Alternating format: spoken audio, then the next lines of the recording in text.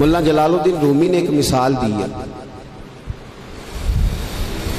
حضرت مولا روم رحمت اللہ تعالی علیہ فرماتے ہیں کہ ایک بچہ امیر باپ کا بیٹا تھا تو خراب ہو گیا. وہ غرض لڑکوں کے ساتھ پھرنے لگا، باپ کی دولت ساری ضائع کرنے لگا. والد اس کو سمجھاتا لیکن اس کی سمجھ میں بات نہ آتی. ایک دن گھر کے اندر کنواں تھا. جو امیر لوگ ہوتے تھے وہ گھروں کے اندر کنواں کھدوا لیتے تھے.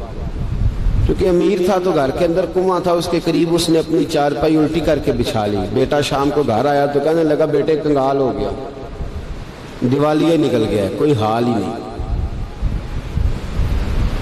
میں بڑا پریشان ہوں، شام کی دوائی کے بھی پیسے کوئی نہیں. جا کہیں سے 2 آنے لا، میں نے دوائی لینی ہے. اس نے کہا ابا جی مسئلہ ہی کوئی نہیں. دوست کے دروازے پہ دستک دی. دوست باہر آیا، کٹھے کھاتے رہتے ٹکے بٹیرے. باہر آیا، ہاں جی. اس نے کہا 2 آنے چاہیے. کوئی مسئلہ نہیں، سجن ہے تو اپنا. 2 آنے دے دیے، لا کے ابا جی کو دیے. ابا جی نے دوائی کے لیے لیے تھے، جب ہاتھ پہ آئے تو کنویں میں پھینک دیے، کنویں میں ڈال دیے. چپ کر کے چلا گیا. سویرے پھر ابا جی نے کہا بیٹے 2 آنے چاہیے، شام کو دوائی لینی ہے. کوئی مسئلہ ہی نہیں، بڑے سجن ہیں. دروازے پہ دستک دی، دوست باہر آیا، 2 آنے چاہیے، لے لو. ابا جی کو دیے، کنویں میں پھینک دیے. تیسرا دن، چوتھا دن، سجنوں کو پتا چل گیا کہ بھوکا ہو گیا ہے.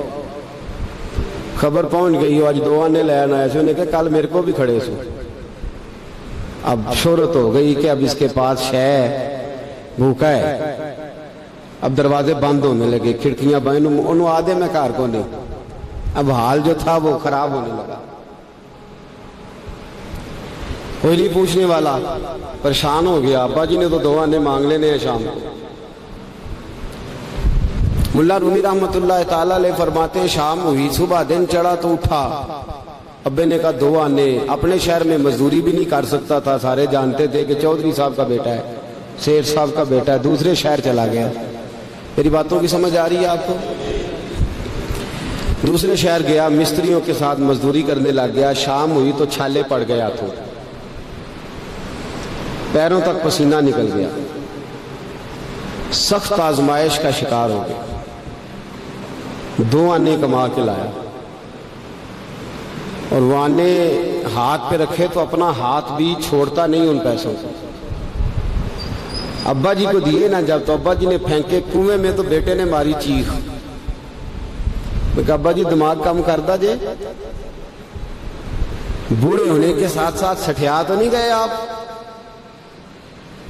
میں کہا کیا ہوا بیٹے؟ کہا 7 دن ہو گئے ہیں 2 آنے دیتا ہوں، آپ کنویں میں پھینک دیتے ہیں. انہوں نے کہا پتر میں کو پہلے دن سٹے نے، تو آج کچھ ہی ہے، پرسوں بھی پھینکے ترسوں بھی پھینکے. توجہ ہے مسلمانوں میری بات پر؟ اس نے کہا 7واں دن ہے تو میں نے پرسوں بھی پھینکے تھے، ترسوں بھی پھینکے تھے، اس سے پہلے بھی پھینکے تھے، تو چیخا نہیں. اس نے کہا ابا پہلے ادھار کے تھے، آج بولے نا، سارے بولے محنت کے ہیں. آج پہلے ادھار کے تھے، آج تکلیف ہوئی ہے. تڑپ گئے ملا رومی.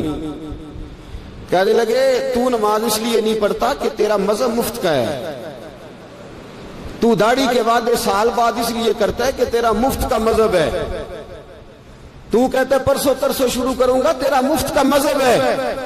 ملا رومی کہنے لگے اگر تو نے قدر پوچھنی ہو تو پیسے خرچ کر، مدینے جا اور جنت البقیع میں بی بی فاطمہ کی قبر پہ کھڑے ہو کے پوچھ دین کتنی قدر والا ہے. پوچھنا حضرت فاطمہ سے. اور پھر سیدہ فاطمہ تجھے بتائیں گی کہ میں 5 سال کی تھی جب سے مصطفیٰ کے وجود سے اوجڑیاں اتار رہی ہیں، اور اس دن سے لے کر اپنے حسن حسین تک میں نے کوئی شے نہیں بچائی. مسلمانوں نماز نہ چھوڑنا، یہ دین ہم نے بڑی مشکل سے حاصل کیا ہے. مسلمانوں قرآن نہ چھوڑنا، یہ دین بڑی.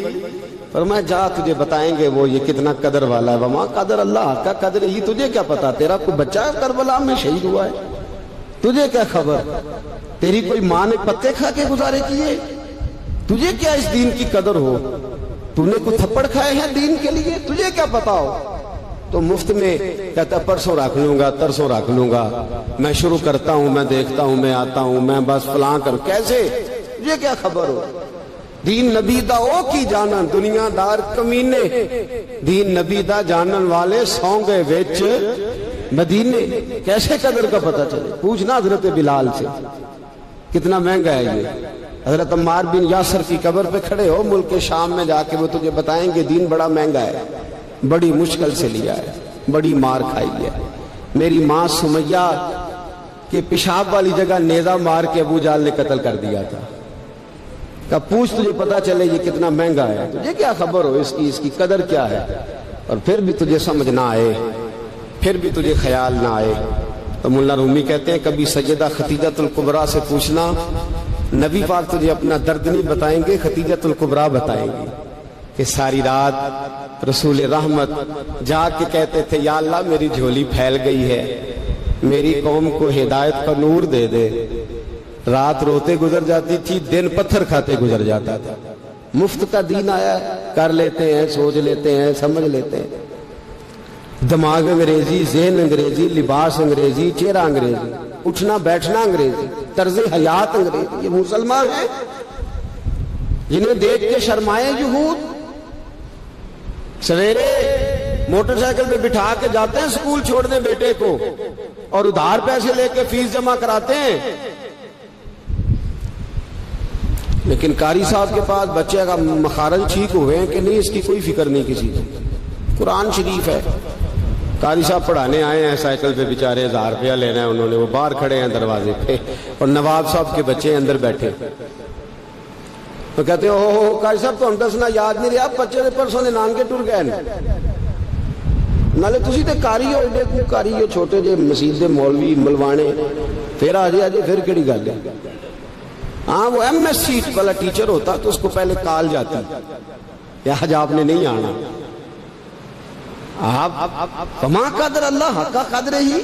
مسئلے پوچھتے ہیں لوگ، مسئلے کہتے ہیں جناب دعائے قنوت نہ آئے تو وطروں میں کیا پڑھنا ہے؟ میں نے کہا جنازہ پڑھ لو اس قوم کا جس کو 48 سال کی عمر میں بھی دعائے قنوت یاد نہیں ہوئی.